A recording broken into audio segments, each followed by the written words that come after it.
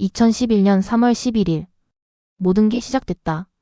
39m 높이의 검은 벽이 모든 걸 삼켰을 때 세상은 충격에 빠졌다. 하지만 진짜 충격은 그 다음이었어. 일본 학자들이 한국을 향해 독을 뱉기 시작했거든. 데이터를 조작하고 거짓말을 퍼뜨리며 한국도 위험하다. 너희들도 우리와 똑같아. 정말 그럴까? 한 명의 한국 과학자가 일어섰다. 그리고 13년간의 처절한 싸움이 시작됐어. 진실과 거짓, 자존심과 과학, 그리고 한국과 일본. 도쿄 한복판에서 벌어진 그 충격적인 반전까지. 이 이야기는 우리 모두의 이야기야. 구독자 여러분과 함께 끝까지 지켜보고 싶어요. 진실이 승리하는 그 순간까지. 지금 시작합니다. 2011년 3월 11일 오후 2시 45분. 상민은 도쿠대학 지진연구소 3층 연구실에서 컴퓨터 모니터를 노려보고 있었어요. 28살의 제1교포 3세.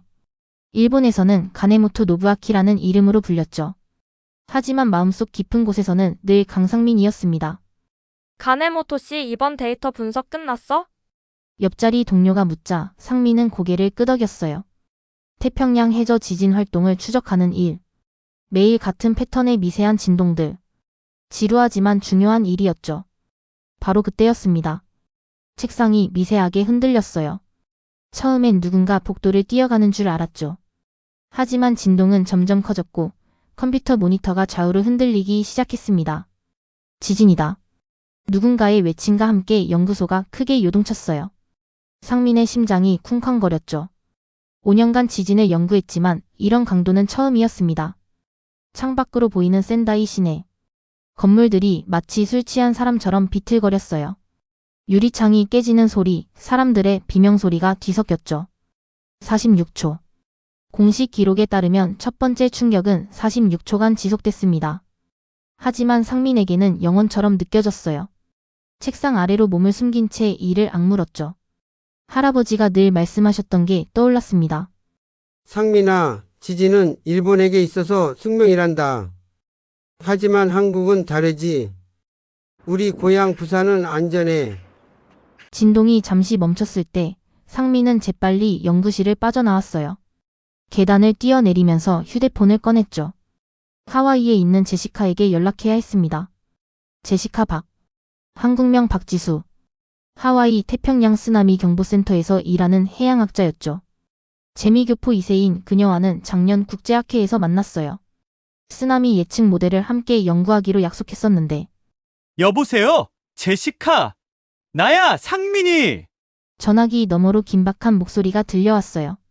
상민, 방금 태평양 전역에 쓰나미 경보가 발령됐어. 진원지는 센다이 동쪽 130km 해상. 규모는 오마이갓 9.0이야. 9.0. 그 숫자가 무엇을 의미하는지 상민은 너무나 잘 알고 있었습니다. 일본 관측 사상 최대 규모. 이건 단순한 지진이 아니었어요. 재앙의 시작이었죠. 쓰나미가 온다. 첫 파도 예상 도달 시간은 30분 후야. 상민, 당장 대피해. 하지만 이미 늦었습니다. 연구소 밖으로 나온 상민의 눈앞에 믿을 수 없는 광경이 펼쳐졌어요. 센다이 항구 쪽에서 검은 벽이 다가오고 있었습니다. 높이를 가늠할 수 없는 거대한 물의 벽. 쓰나미. 바다가 육지를 삼키러 오고 있었어요. 상민의 다리가 떨렸습니다. 5년간 연구한 쓰나미를 실제로 마주한 순간 모든 이론과 데이터는 무의미했습니다. 오직 공포만이 남았죠. 뛰어! 모두 언덕으로 뛰어! 누군가의 외침에 정신을 차린 상민은 있는 힘껏 달렸어요. 뒤돌아볼 용기는 없었습니다. 등 뒤에서 들려오는 굉음. 건물이 무너지고 자동차가 휩쓸리는 소리. 언덕 중턱에 도착했을 때 상민은 처음으로 뒤를 돌아봤어요. 센다이가 사라지고 있었습니다. 39.5m 높이의 쓰나미가 모든 것을 집어삼켰어요. 공항이 물에 잠기고 집들이 종이장처럼 찢겨나갔죠. 자동차들이 장난감처럼 둥둥 떠다녔습니다. 그때 라디오에서 떨리는 목소리가 들려왔어요. 미나미산리 구정 방대청사의 엔도 미키입니다. 6m 높이의 쓰나미가 접근 중입니다. 주민 여러분, 즉시 대피하십시오. 반복합니다. 즉시. 방송은 거기서 끊겼습니다. 나중에 알게 된 사실이지만 25살의 엔도 미키는 끝까지 대피 방송을 하다가 쓰나미에 휩쓸렸어요. 방제청사 옥상까지 올라온 쓰나미 높이는 15.5m. 그녀가 예상한 6m의 2배가 넘었죠. 상민의 눈에서 눈물이 흘렀습니다. 이건 우리가 예측한 게 아니야. 그때 휴대폰이 다시 울렸어요. 이번엔 인도네시아에서 걸려온 전화였죠. 상민 씨, 저는 수실로 위자야입니다. 2004년 인도양 쓰나미 생존자이자 지금은 해양공학자로 일하고 있어요. 제시카가 당신 번호를 알려줬습니다. 수실로의 목소리는 침착했지만 그 안에는 깊은 슬픔이 묻어 있었어요. 저도 지금 뉴스를 보고 있습니다. 2004년 12월 26일이 떠오르네요. 23만 명이 죽은 그날이. 상민은 말을 잃었습니다. 지진과 쓰나미. 인류가 아무리 발전해도 막을 수 없는 자연의 힘. 하지만 정말 그럴까요? 정말 인간은 무력하기만 한 걸까요? 원자력 발전소. 갑자기 상민의 머릿속에 섬광처럼 스쳐 지나간 생각. 후쿠시마 원전이 바닷가에 있다는 사실을 떠올린 거예요. 안 돼. 설마. 상민은 다시 전화기를 들었습니다. 하지만 이미 통신망은 마비된 상태였죠. 후쿠시마에서 무슨 일이 벌어지고 있는지 알 수 없었어요. 그날 밤 임시 대피소에서 상민은 한국에 있는 어머니와 통화할 수 있었습니다. 엄마, 나 괜찮아. 상민아, 뉴스 보고 얼마나 걱정했는지 몰라. 당장 한국으로 돌아와. 어머니의 목소리에는 눈물이 섞여 있었어요. 제1교포로 살면서도 늘 한국을 그리워하셨던 어머니. 일본에서 태어나고 자란 상민과 달리 어머니에게 한국은 여전히 고향이었죠. 엄마, 나는 여기 있어야 해. 내가 도울 일이 있을 거야. 전화를 끊고 상민은 창밖을 바라봤어요. 어둠 속에서도 여전히 연기가 피어오르고 있었죠. 도시 전체가 상처를 입은 것 같았습니다. 내일이면 더 끔찍한 현실을 마주해야 할 거예요. 얼마나 많은 사람이 죽었는지, 얼마나 많은 것들이 파괴됐는지. 하지만 상민은 알고 있었습니다. 이게 끝이 아니라는 걸. 일본의 자존심이었던 방제 시스템이 무너진 지금 누군가는 진실을 밝혀야 한다는 걸. 왜 예측하지 못했을까? 왜 막지 못했을까? 그리고 한국은 정말 안전할까? 할아버지가 말씀하신 것처럼 한국은 정말 쓰나미로부터 자유로운 걸까요? 상민은 주먹을 꽉 쥐었습니다. 지진학자로서, 제1교포로서, 그리고 한 인간으로서 그는 답을 찾아야만 했어요. 이것이 2011년 3월 11일 모든 것이 시작된 날의 이야기입니다. 2011년 6월 부산. 상민은 할아버지가 남긴 낡은 일기장을 조심스럽게 펼쳤어요. 센다이 참사 이후 석 달.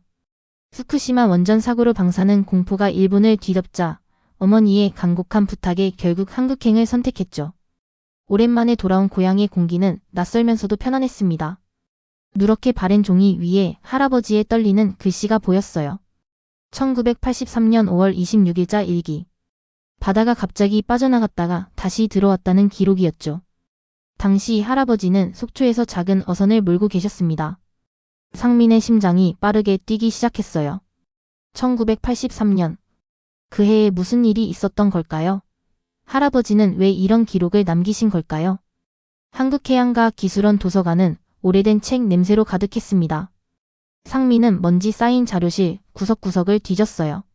마침내 찾아낸 것은 표지가 바랜 보고서 한 권. 1983년 동해 중부 지진과 지진의 일 분석이라는 제목 아래 저자 이름이 적혀 있었죠. 중앙기상대 윤태호. 떨리는 손으로 첫 페이지를 넘겼습니다. 거기엔 믿기 힘든 숫자들이 나열되어 있었어요. 일본 아키타현 앞바다에서 발생한 규모 7.7의 지진.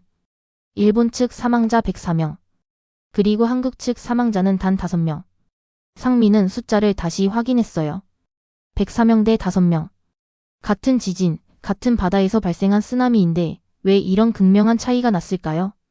누군가 상민의 어깨를 가볍게 두드렸습니다.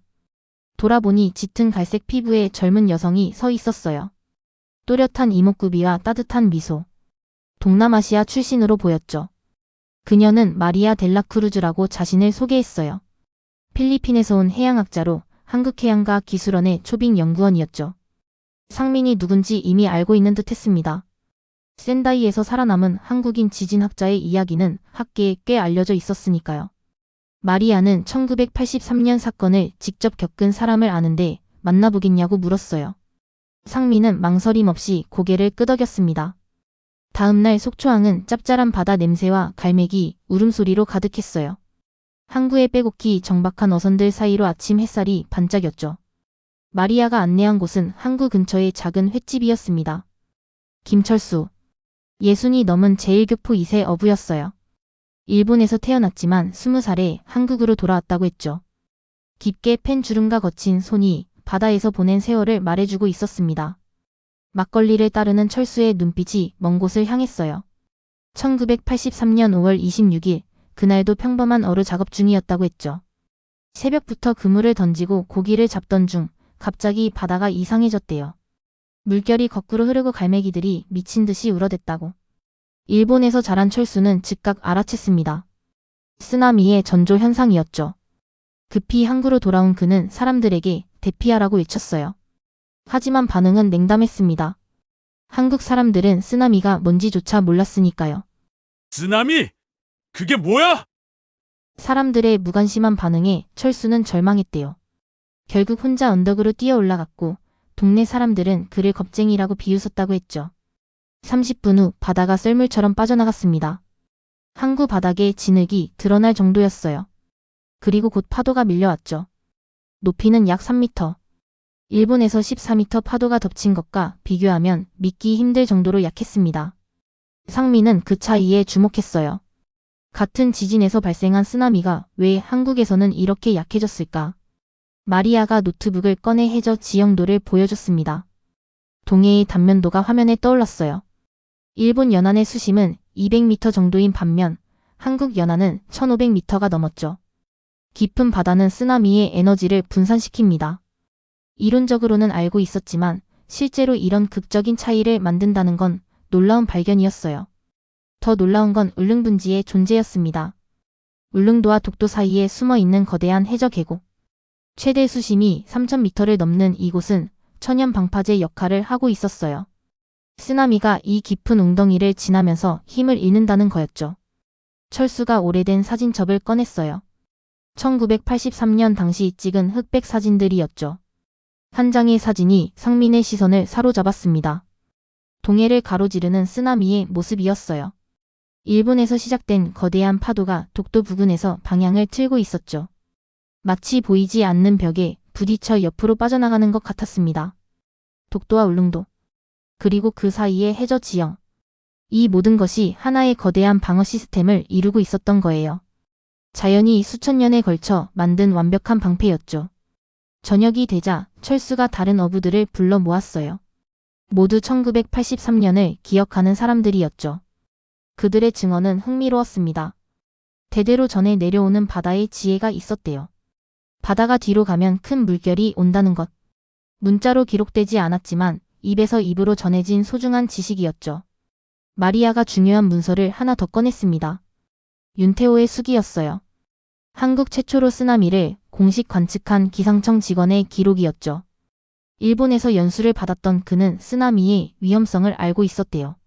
하지만 당시 한국엔 제대로 된 경보 시스템이 없었습니다. 전화로 일일이 해안마을에 연락했다는 기록이 가슴을 아프게 했어요. 속초, 강릉, 삼척. 수십 개 마을에 한 통씩 전화를 걸었다고 했죠. 그럼에도 5명이 목숨을 잃었습니다. 호기심에 바닷가로 나갔던 사람들이었어요. 상민은 깊은 생각에 잠겼습니다. 만약 제대로 된 시스템이 있었다면, 만약 사람들이 쓰나미를 알았다면 그 5명도 살 수 있었을 텐데. 마리아가 조용히 말했어요. 한국은 그 이후로 많이 변했다고. 지금은 세계 최고 수준의 조기 경보 시스템을 갖추고 있다고 했죠. 정말일까? 상민은 의구심을 떨칠 수 없었어요. 센다이에서 본 일본의 완벽해 보이던 시스템도 결국 무너졌으니까요. 밤이 깊어가는 속초항구.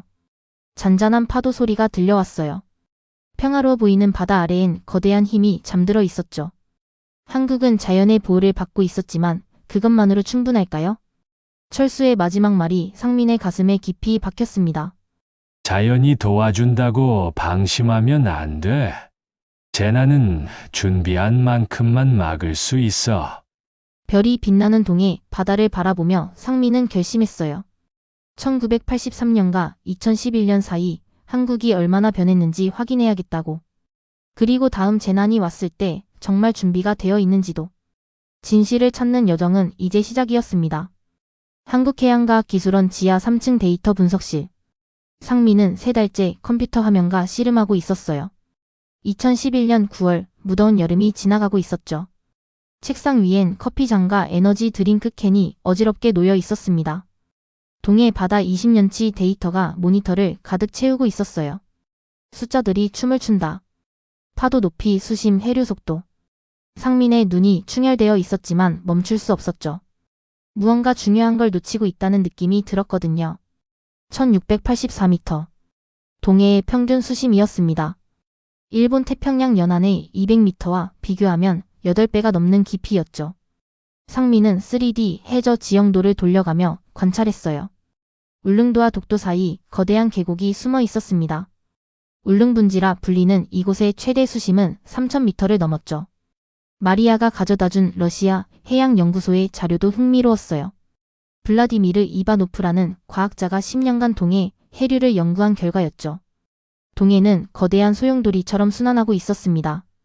이 해류가 쓰나미 에너지를 분산시키는 또 다른 방패 역할을 한다는 가설이었어요. 상민은 시뮬레이션 프로그램을 실행했습니다. 만약 일본 서해안에서 규모 8.0의 지진이 발생한다면 화면에 붉은 파도가 퍼져나갔어요. 하지만 울릉도를 지나면서 급격히 약해졌죠. 독도에 이르러서는 거의 흔적만 남았습니다. 놀라운 발견이었어요.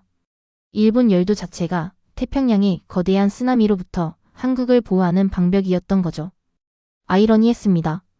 지진과 쓰나미로 고통받는 일본이 동시에 한국을 지켜주고 있었으니까요. 하지만 상민은 안심할 수 없었어요. 자연의 보호막은 영원하지 않으니까. 게다가 동해에서 직접 지진이 발생한다면 그때는 이야기가 달라질 거예요. 기상청으로 자리를 옮겼습니다. 정수민 예보관이 상민을 맞았죠. 30대 중반의 그녀는 한국 쓰나미 예보의 최고 전문가였어요. 차분하면서도 날카로운 눈빛이 인상적이었죠. 정수민은 상민을 지진의 일 상황실로 안내했습니다. 벽면 가득 모니터가 빛나고 있었어요. 174개 관측소에서 실시간으로 데이터가 쏟아져 들어왔죠. 해수면 높이, 지진파, 기압 변화까지 모든 것이 24시간 감시되고 있었습니다. 2분 17초. 정수민이 짧게 말했어요. 지진 발생 후 쓰나미 예측까지 걸리는 시간이었죠. 일본은 15분, 인도네시아는 45분이 걸린다고 했습니다. 한국이 가장 빨랐어요. 상민은 2004년 인도양 쓰나미 당시 영상을 떠올렸습니다. 경보가 늦어서 23만 명이 죽었죠. 단 몇 분의 차이가 수십만 명의 생명을 좌우했습니다. 다음 목적지는 울진이었어요. 동해안에 위치한 한울원자력 발전소를 보기 위해서였죠. 후쿠시마의 악몽이 아직도 상민을 괴롭히고 있었거든요. 원전 부지에 도착했을 때 상민은 놀라움을 감출 수 없었습니다. 발전소가 해발 10m 높이에 건설되어 있었어요. 그것도 모자라 7.5m 높이의 방벽이 추가로 설치되어 있었죠. 후쿠시마는 해발 4m에 5.7m 방벽이었는데 박은지 연구원이 설명을 덧붙였어요. 그녀는 해양물리학 박사로 원전 안전성 평가에 참여했다고 했죠. 날카로운 분석력과 꼼꼼한 성격이 연구에 잘 드러났습니다. 원전 설계 문서를 보니 더욱 놀라웠어요. 예비 전원시설이 지하가 아닌 높은 곳에 설치되어 있었죠. 냉각수 펌프도 2중, 3중으로 방수 처리가 되어 있었고요. 후쿠시마의 실패를 면밀히 분석한 흔적이 역력했습니다. 상민은 시뮬레이션을 다시 돌렸어요. 최악의 시나리오를 가정했죠. 동해에서 규모 8.5 지진, 20m 쓰나미. 결과는? 원전은 안전했습니다. 자연의 방벽과 인공 방벽이 합쳐져 완벽한 방어선을 구축하고 있었어요. 하지만 기쁨도 잠시, 상민의 이메일함에 불길한 메시지가 도착했습니다. 발신인은 타나카 켄지, 일본 쓰나미 방재센터 소장이었죠. 타나카는 국제해양학회에 논문을 제출했다고 했어요. 제목은 한국 동해안에 숨겨진 쓰나미 위험성. 내용을 읽어보니 상민의 분노가 치밀어 올랐습니다. 데이터를 교묘하게 왜곡하고 있었거든요. 1983년에 5명 사망자를 부각시키고 한국의 준비 부족을 강조했죠. 왜 이런 짓을 하는 걸까? 상민은 이해할 수 없었어요. 그러다 문득 깨달았습니다. 후쿠시마 이후 일본 방제 시스템의 신뢰도가 바닥에 떨어졌죠. 타나카는 다른 나라도 위험하다고 주장함으로써 일본의 실패를 희석시키려는 것 같았어요. 상민은 주먹을 불끈 쥐었습니다. 과학을 정치적 목적으로 이용하다니 용서할 수 없었죠. 밤늦게까지 상민은 반박 자료를 준비했어요.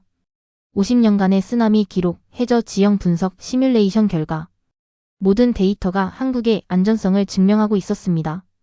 물론 100% 안전한 곳은 없죠. 하지만 한국은 충분히 준비되어 있었어요. 창밖으로 동해 바다가 보였습니다. 깊고 푸른 바다. 그 아래 3000m 시면이 잠들어 있죠. 수천 년 동안 한반도를 지켜온 바다. 하지만 상민은 알고 있었어요. 진짜 방패는 바다가 아니라 사람이라는 것을. 다음 달에 열리는 국제학회. 그곳에서 진실을 밝혀야 했습니다. 타나카의 거짓을 바로잡고 한국의 진짜 모습을 보여줘야 했어요. 상민은 모니터를 끄고 연구실을 나섰습니다. 복도에서 만난 정수민이 조용히 말했죠. 포기하지 마세요. 진실은 결국 이기니까. 그 말이 큰 위로가 되었어요. 상민은 고개를 끄덕였습니다. 내일도 계속 싸워야겠죠. 과학의 이름으로, 진실의 이름으로. 2011년 11월 15일 오전 5시 23분. 상민은 침대에서 벌떡 일어났어요. 휴대폰이 미친 듯이 울리고 있었죠. 화면에는 긴급 재난 문자가 떠 있었습니다. 동해에서 규모 6.5의 지진 발생. 쓰나미 가능성 있음. 심장이 쿵쾅거렸어요. 드디어 왔구나. 한국 시스템의 진짜 시험대가. 기상청 지진의 1센터는 이미 전쟁터 같았습니다. 정수민이 중앙 모니터 앞에서 침착하게 지시를 내리고 있었어요. 그녀의 얼굴엔 긴장감이 역력했지만 목소리는 흔들리지 않았죠. 지진 발생 2분 17초. 쓰나미 예측 모델이 완성됐습니다. 예상 파고 2.3m, 동해안 도달 예정 시간 35분 후. 상민은 숨을 죽이고 지켜봤어요. 이론상으론 완벽했지만 실전은 달랐으니까요. 5분이 지났을 때 전국의 모든 휴대폰이 일제히 울렸습니다. 지역별 맞춤형 재난 문자가 발송된 거예요. 강릉은 높은 곳으로 대피, 속초는 해안가 접근 금지, 울진은 원전 비상 대응 태세. 각 지역의 상황에 맞는 구체적인 행동 지침이었죠. 모니터 화면이 붉은색으로 물들기 시작했어요. 동해 한가운데서 시작된 파동이 육지를 향해 퍼져나가고 있었습니다. 하지만 예상대로 울릉도를 지나면서 급격히 약해졌어요. 3000m 깊이의 울릉분지가 에너지를 삼켜버린 거죠. 30분 후. 첫 번째 파도가 강릉 해안에 도달했습니다. 높이는 1.8m. 예측보다 낮았어요. 해안가는 이미 텅 비어 있었고 주민들은 모두 안전한 곳으로 대피한 상태였죠. CCTV 화면 속 거리엔 아무도 없었습니다. 인명피해 제로. 상황실에 안도의 한숨이 퍼졌어요. 하지만 상민은 알고 있었습니다. 진짜 싸움은 이제부터라는 걸. 예상대로였어요. 다음날 일본 언론에 타나카의 인터뷰가 대서특필됐죠. 그의 주장은 교묘했습니다. 한국은 운이 좋았을 뿐이라고. 진짜 큰 쓰나미가 왔다면 시스템은 무용지물이었을 거라고. 상민의 분노가 치밀어 올랐어요. 과학을 왜곡하는 타나카의 행태가 역겨웠죠. 하지만 감정적으로 대응할 순 없었습니다. 철저한 데이터로 반박해야 했어요. 연구팀은 밤낮 없이 자료를 준비했습니다. 50년간 동해에서 발생한 모든 지진과 쓰나미 기록, 해저 지형의 3D 모델링, 시뮬레이션 결과, 모든 것이 한국의 안전성을 증명하고 있었어요. 박은지가 특히 열심이었습니다. 그녀는 일본 방재청에 내부 문서를 입수하는 데 성공했어요. 동료 연구자를 통해 얻은 극비 자료였죠. 거기엔 충격적인 내용이 담겨 있었습니다. 일본 방재청은 이미 2008년에 후쿠시마 원전의 쓰나미 위험성을 알고 있었던 거예요. 15m 이상의 파도 가능성을 경고하는 보고서가 있었지만 무시됐죠. 비용 문제 때문이었습니다. 이건 폭탄이었어요. 타나카가 한국을 공격하는 진짜 이유가 드러난 거죠. 자국의 실패를 감추려는 비겁한 시도였습니다. 12월 도쿄 국제회의장. 국제 쓰나미 학회 특별 세션이 열렸어요. 한국과 일본의 쓰나미 대응 시스템을 비교하는 자리였죠. 세계 각국에서 온 전문가들로 강당이 가득 찼습니다. 타나카가 먼저 발표했어요. 그의 프레젠테이션은 화려했지만 내용은 공허했죠. 한국 동해안의 잠재적 위험을 과장하고 일본의 경험을 강조했습니다. 몇몇 전문가들이 고개를 끄덕였어요. 이제 상민의 차례였습니다. 무대에 오른 상민은 잠시 청중을 둘러봤어요. 그리고 조용히 말을 시작했죠. 먼저 3월 11일 센다이에서 본 것들을 이야기했습니다. 39.5m의 쓰나미, 무너진 방제 시스템, 2만 명의 죽음. 그 다음 한국의 이야기를 시작했어요. 1983년부터 2011년까지의 기록. 동해의 독특한 지형. 2분 17초의 조기 경보 시스템. 그리고 11월 15일의 완벽한 대응. 마지막으로 박은지가 찾아낸 일본 방제청의 내부 보고서를 공개했습니다. 강당이 술렁였어요. 타나카의 얼굴이 창백해졌죠. 진정한 방제는 자연의 혜택과 인간의 노력이 만나는 지점에서 시작됩니다. 상민의 결론이었어요. 한국은 운이 좋은 게 아니라 준비가 되어 있었던 거라고. 발표가 끝나자 정적이 흘렀습니다. 그리고 누군가 박수를 치기 시작했어요. 곧 강당 전체가 박수 소리로 가득 찼죠. 기립 박수였습니다. 타나카는 고개를 숙인 채 자리를 떠났어요. 완전한 패배였죠. 세션이 끝난 후 제시카가 상민에게 다가왔습니다. 하와이에서 날아온 그녀의 눈엔 자부심이 가득했어요. 완벽했어, 상민. 짧은 한마디였지만 큰 위로가 됐어요. 진실이 승리한 순간이었으니까요. 밤이 되어 호텔로 돌아온 상민은 창밖을 바라봤습니다. 도쿄의 불빛이 반짝이고 있었어요. 어딘가에서 타나카도 이 밤을 보내고 있겠죠. 상민은 생각했어요. 이번 싸움은 이겼지만 끝이 아니라고. 재난과의 전쟁은 계속될 거라고. 하지만 적어도 오늘 한국이 가진 진정한 힘을 세계에 보여줄 수 있었습니다. 자연이 준 선물을 헛되이 하지 않는 지혜. 그것이 한국이 가진 진짜 방패였어요. 내일이면 한국으로 돌아갈 거예요. 그리고 더 나은 시스템을 만들기 위해 계속 노력할 거죠. 왜냐하면 진정한 안전은 끊임없는 준비에서 나오니까요. 창밖에 도쿄타워가 붉은 빛으로 빛나고 있었습니다. 마치 경고등처럼. 상민은 조용히 커튼을 닫았어요. 오늘의 승리를 뒤로하고 내일의 도전을 준비하면서 2024년 1월 1일 오후 4시 10분 새해 첫날 상민은 가족과 함께 부산의 한 식당에서 떡국을 먹고 있었어요. 13년 전 센다이에서 돌아온 후 그는 한국의 쓰나미 대응 시스템을 개선하는데 모든 것을 바쳤죠. 이제 40이 된 상민의 얼굴엔 세월의 흔적이 묻어 있었지만 눈빛은 여전히 날카로웠습니다. 갑자기 휴대폰이 요란하게 울렸어요. 긴급 재난 문자였죠. 일본 노토 반도에서 규모 7.6의 지진 발생. 동해안 쓰나미 주의보. 상민은 즉시 기상청으로 향했습니다. 차 안에서 뉴스를 들으니 일본의 피해가 심각했어요. 건물이 무너지고 도로가 갈라졌다는 소식이 이어졌죠. 기상청 상황실은 이미 비상체제에 돌입해 있었어요. 정수민이 중앙통제실에서 침착하게 상황을 지휘하고 있었습니다. 13년 전과 달리 그녀의 머리엔 흰머리가 섞여 있었지만 전문가다운 카리스마는 더욱 강해졌죠. 지진 발생 3분. 인공지능 예측 시스템이 결과를 내놨어요. 한국 동해안 예상 최대 파고 0.85m. 강릉 도착 예정 시간 1시간 32분 후. 베트남에서 온 연구관 판민 뚜안이 개발한 새로운 AI 모델은 놀라운 정확도를 보여주고 있었습니다. 전국에 재난 문자가 발송됐어요. 하지만 13년 전과는 분위기가 달랐죠. 시민들은 당황하지 않고 차분하게 대응했습니다. 해안가 상인들은 물건을 높은 곳으로 옮기고 어부들은 배를 안전한 곳에 정박시켰어요. 모두가 무엇을 해야 하는지 정확히 알고 있었죠. 저녁 7시 첫 파도가 도착했습니다. 묵호항의 CCTV 화면에 잔잔한 파도가 잡혔어요. 예측대로 0.85m. 평소보다 조금 높은 정도였죠. 72세가 된 어부 김동식 씨는 방파제에 서서 바다를 지켜보고 있었습니다. 1983년에도 2011년에도 그 자리를 지켰던 사람이었어요. 피해는 전무했습니다. 사전 대피와 철저한 준비 덕분이었죠.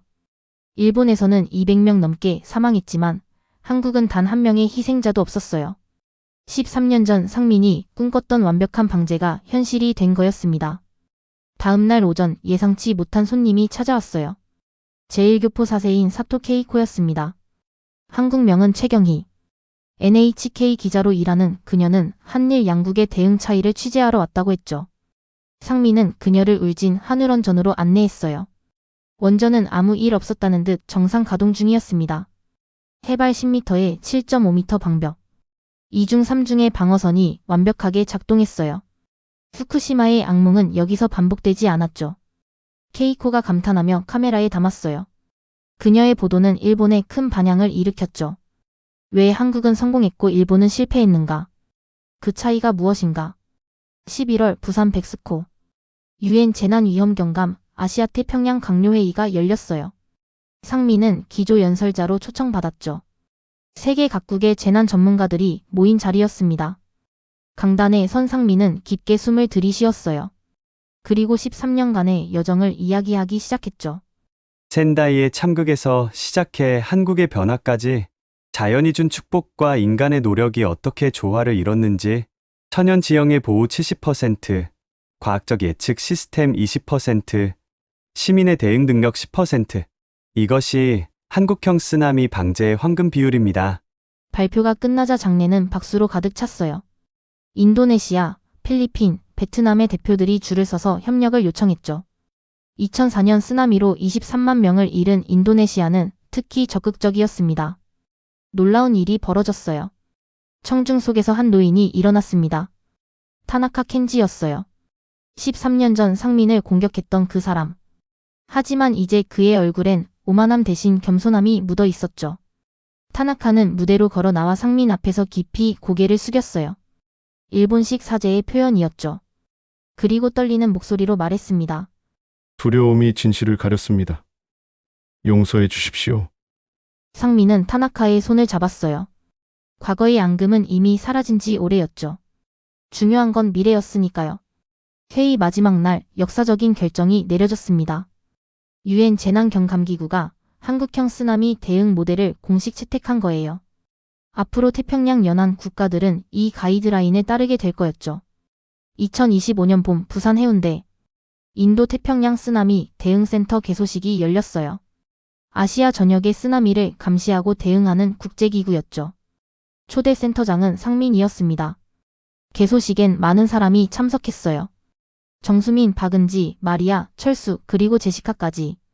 13년간 함께 싸운 동료들이었죠. 재미 교포 2세인 스티븐 리는 MIT에서 날아와 축하해줬어요. 센터 앞 바다는 봄볕에 반짝이고 있었습니다. 평화로운 동해. 그 아래 3,000m 깊이의 울릉분지가 조용히 숨쉬고 있었죠. 수천 년 동안 한반도를 지켜온 바다. 상민은 바다를 바라보며 생각했어요. 우리는 바다를 지키고 바다는 우리를 지킨다. 이것이 한국이 찾은 답이었죠. 자연의 선물을 당연하게 여기지 않고 끊임없이 준비하고 개선하는 것. 그것이 진정한 선진국의 자세였습니다. 5년 후 한국형 시스템을 도입한 동남아 국가들의 쓰나미 피해가 90% 감소했다는 보고서가 나왔어요. 수만 명의 생명이 구해진 거였죠. 상민의 꿈이 현실이 된 순간이었습니다. 저녁 노을이 동해를 붉게 물들이고 있었어요. 상민은 센터 옥상에서 그 광경을 지켜봤습니다. 옆엔 정수민과 박은지가 함께 있었죠. 멀리서 갈매기 울음소리가 들려왔어요. 바람에는 짠 바다 냄새가 실려 있었고 평화로운 저녁이었습니다. 하지만 그들은 알고 있었어요. 언제든 바다는 다시 일어설 수 있다는 것을. 그래서 내일도 준비할 거예요. 더 나은 시스템을 위해, 더 안전한 미래를 위해. 바다가 지켜준 이 나라를 우리도 지켜야 하니까요. 동해 너머로 해가 지고 있었습니다. 새로운 날이 오고 있었어요. 오늘의 영상은 여기까지입니다. 오늘 사연이 즐거우셨다면 댓글로 응원의 메시지 남겨주세요. 구독과 좋아요는 영상 제작에 큰 힘이 됩니다. 긴 영상 시청해주셔서 감사합니다.